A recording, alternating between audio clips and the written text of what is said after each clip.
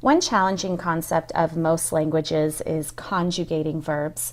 In English, this can be especially difficult with our three past tenses. We have simple past tense. For example, here, conjugation of the verb talk in past tense would be talked. But we also have past perfect tense and present perfect tense. Past perfect tense can be identified because in addition to the past tense verb, you have the word had in front of it. For instance, here, had talked. Present perfect tense can be identified because in addition to the past tense verb talked, it should have has or have, depending on if the subject is singular or plural, in front of it. While the past perfect tense and the present perfect tense are both considered past tenses, they are used in different and unrelated ways. In this lesson, I will go over the uses of each of these two tenses, including rules, clues, and examples to help you make sense of it all. Let's discuss the past perfect first. We use the past perfect when there are multiple past tenses in a sentence, and we have to distinguish which one happened first.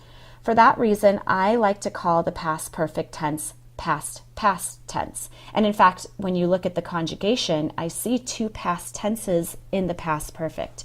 I see had, which is past tense, and talked, which is past tense.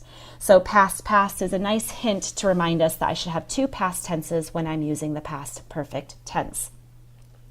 Some clues that let us know we should be using past perfect in a sentence would be phrases such as by the time, before, already, remembered, when, until, and there's others, although these tend to be the ones that show up most frequently, although not all sentences have one of these clues.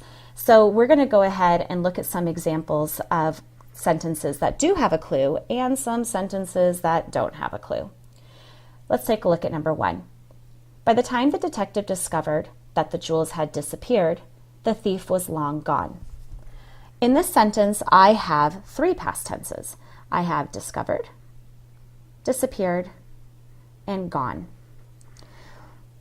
When we need to distinguish which one happened first, so the sentence makes sense, we put the word had in front of the one that occurred in the past, the way past, the one that occurred before all the rest. In this sentence, the one that happened before the others is disappeared. The jewels had to disappear first, then the thief was gone, then the detective discovered that they were gone, the jewels were gone.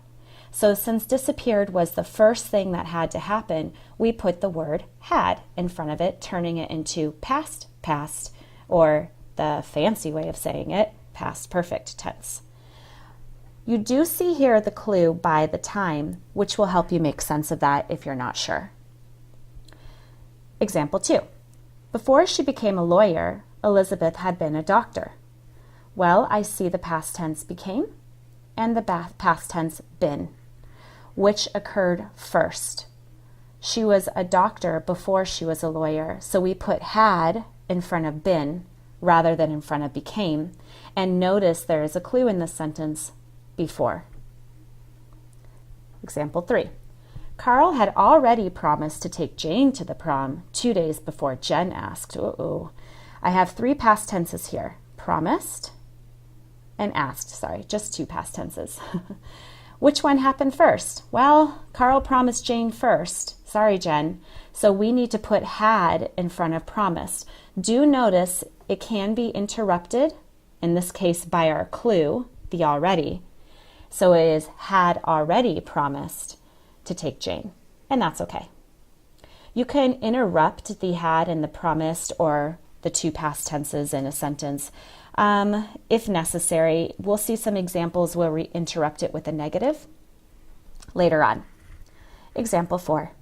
James remembered he had put the cookies in the oven only when he saw the smoke. I have three past tenses here, remembered, put, and saw. What happened first? You're right. He put the cookies in the oven first, which is why put has the word had in front of it. And notice one of our past tenses is also our clue, remembered. Now let's take a look at a few examples that don't have one of the clues in them, but still have multiple past tenses, and we need to distinguish that one of them happened first. Brooke knew Los Angeles so well because she had lived there for 5 years. So because she lived there, as a result, she knew it well, which means lived had to happen first, and that's why it has the word had in front of it. I did not have any money. Whoops, that's not our past tense, but did is. Because I had lost my wallet. What had to happen first? I had to lose my wallet before I didn't have the money, and for that reason we put had in front of lost. Example 7. We were unable to get a hotel room because we had not booked in advance. What occurred first? Or in this case, what didn't occur first? We did not book the room. And because of that, we were unable to get a hotel room. So because booked occurred first, we put had in front of it. And in this case, it's interrupted by the not, which is okay, just like in example 3, how it was interrupted by already. Last example. The Smiths felt sad about selling the cabin because they had owned it for more than 20 years. What occurred first? The owning of the cabin. That is why owned has had in front of it. So even though past perfect is generally a past tense, we use it in cases where we need to distinguish that one thing happened in the past before another past event occurred, to show a sequence of events that all occurred in the past. The one that happened in the way past or the past should have had in front of its past tense conjugation. The other confusing past tense is the present perfect tense. That's the one that has or have in front of the past tense. This is the one that occurs between past and present, and for that reason I like to call it present past. And you can see in its conjugation there's a present tense, has or have, with the past tense, talked. Let's go over some ways that we would use present perfect tense. We use present perfect tense when something started in the past and it is still occurring or true today. Now it makes sense why we like to call it present past tense. It can also be used when something occurred at an unspecified time in the past. Some clues that let us know we should be using present perfect in a sentence are the phrases since, now, just, or recently. Or it could even include an action that occurred in the past but still has current consequences, like cleaned. For example, if I cleaned my house on Tuesday and today is Wednesday, my house should still be clean today. So it still has current consequences. That's not always the case, but in general, if we're talking just about grammar, that should be true. Some other past events that still have current consequences in addition to cleaned would be written, read, seen, met, traveled, arrived, been, become, discovered, learned, mastered, cured, or finished. All of these, while they may have occurred in the past, they still continue to have current consequences. Let's go through some examples. We'll go through some that have clues in them, like since, now, just, or recently.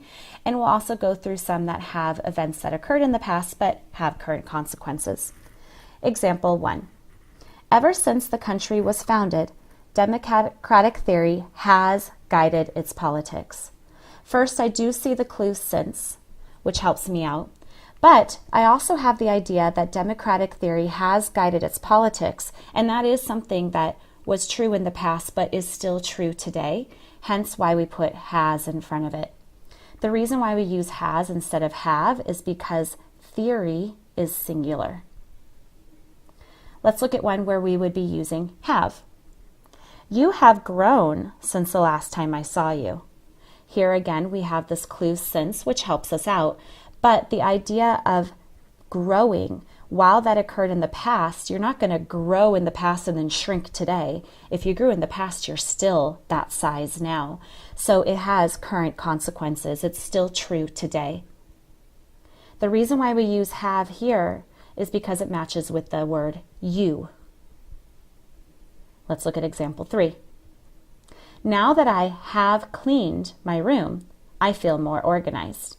We have the clue now. That definitely helps. But we also can look at this word cleaned as something that, yes, it occurred in the past, but it still has current consequences. For example, I feel more organized now because of it. This is why cleaned has the word have in front of it. Scientists have recently discovered a new species. So here I have the word recently, which gives us a clue that we should be using present perfect. And notice it is interrupting the have and the discovered, which just like with past perfect, that is okay in certain cases. This idea of discovering something in the past makes sense that it should be present perfect tense, because even though it was something discovered in the past, it's not like you discover this and then you forget all about it the next day. It still has current consequences. We still know about this new species now. Example 5. My husband has never read a book written by Stephen King. Oh, he must be a chicken. So here we have read. Read is a clue because it's something that occurred in the past but still has current consequences. And notice it is interrupted by this word never, just like in example 4 and in a couple of the examples we saw in past perfect tense. That is okay in certain cases. I think I have met him once before. Met is a word that happens in the past but has current consequences. Once you meet someone, you have met them, moving on into the future as well. This is why we use present past, or present perfect if we want to be fancy, tense in this sentence.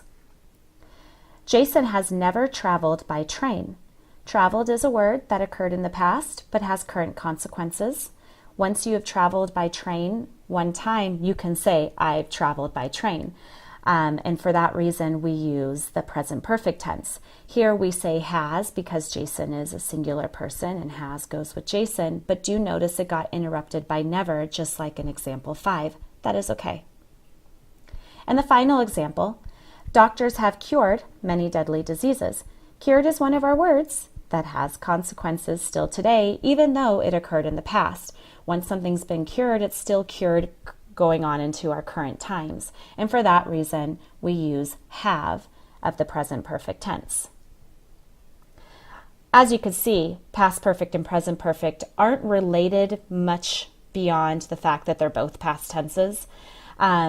They're used in totally different circumstances and in unrelated ways, but they do both have specific rules and clues for letting you know when to use them. I will include links for this PDF with all of these rules and examples written out in the notes below the video. You're welcome to check those out and refer to them. I will also have links for other grammar tutorials that Worldwise Tutoring has published to help you, because while tenses are confusing, it's not the only confusing part of the English language, and we want to come up with rules and clues and shortcuts for anything that gives us trouble.